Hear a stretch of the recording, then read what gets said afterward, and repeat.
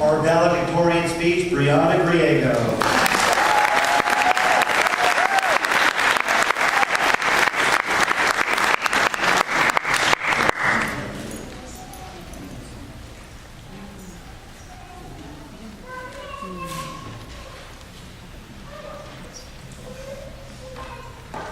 Firstly, thank you, Mr. Fitzgerald, Pastor Hoff, distinguished faculty, and all of you here today for the time and the effort you've put in to see all of us here tonight.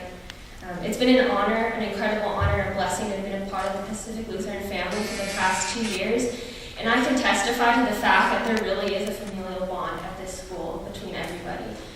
It's probably one of the few schools around where it's reasonable to know the name of every single person in your class, where you may possibly see a teacher not on a whiteboard, flip over a desk, grab their belly fat in their hands and shake it, and become so excited that they sweat uncontrollably just by leading a group of lethargic singing teenagers. Where drama is bound to happen and conflicts are bound to get around, but you have to learn to just get over it because you face what the consequences that you faced and the price that you pay isn't worth it.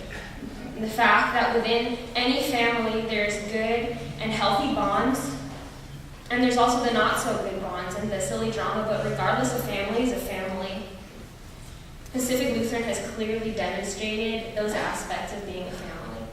And at the end of the day, or the end of the year, the graduating class stands up here to represent and testify to the beautiful things that become of that family each year.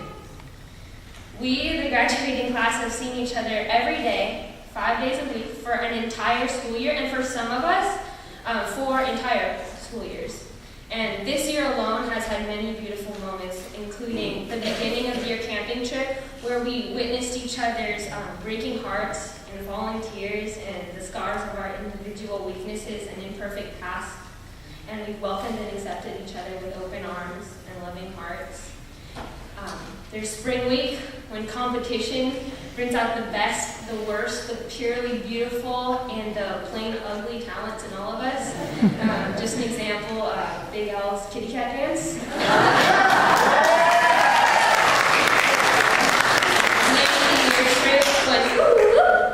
Super duper! Gnarly mosquito bites, sunburns, and the dreaded experience chambers helped chip away at the walls of our pride so that we could throw our cool cards in the fire to help bring our walls down. These experiences alone give countless opportunities to poke fun at each other in both harmless and harmful ways, but through all of it, it made us stronger, and it brought us closer to what we would be facing today.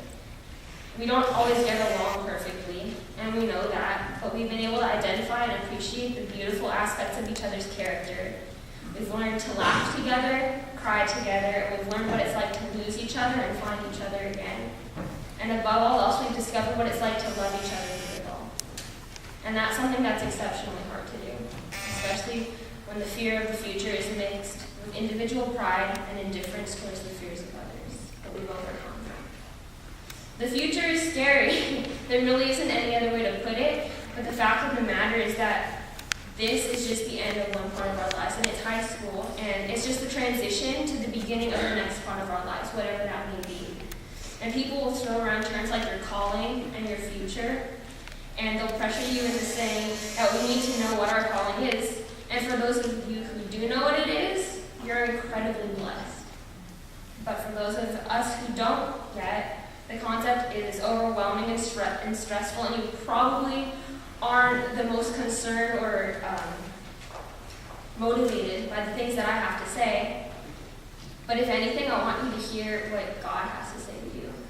And just an example of that, in Jeremiah 29, verses 11 through part of 14, states, "For I know the plans I have for you, declares the Lord. Plans to prosper you and not to harm you. Plans to give you hope and a future. Then you will call upon me and come and pray to me, and I will listen to you. You will seek me and find me when you seek me with all your heart. I will be found by you, declares the Lord." The last thing I want for you guys to think is that I'm preaching at you. But if you get anything out of right now, I want it to be encouragement, letting you know that your calling and your future are out there and they're waiting for you. And they will be found one way or another. You guys are going to find it. And we may just be 26 young adults or oppositional teenagers, according to Ms. Flett. But even among the 7 billion people around the world, we're more than just 26 young adults. We're 26 unique individuals, 26 unique children of God, with 26 incredibly special and intricate lives ahead of us. And when we know that, trust that, and truly seek it out, we don't have to worry because we're going to find it. Take opportunities and attack them with passion because you never know when you're going to have a second chance. Seize the day because each day is a new blessing by God's grace. Read a book, plant a tree, write a song, smile at random people. Strive to love perfectly and relentlessly because love covers a multitude of sins.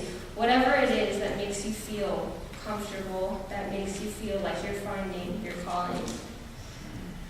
Because we were raised up these past few years within a school family that wants to see us succeed and wants the best for us.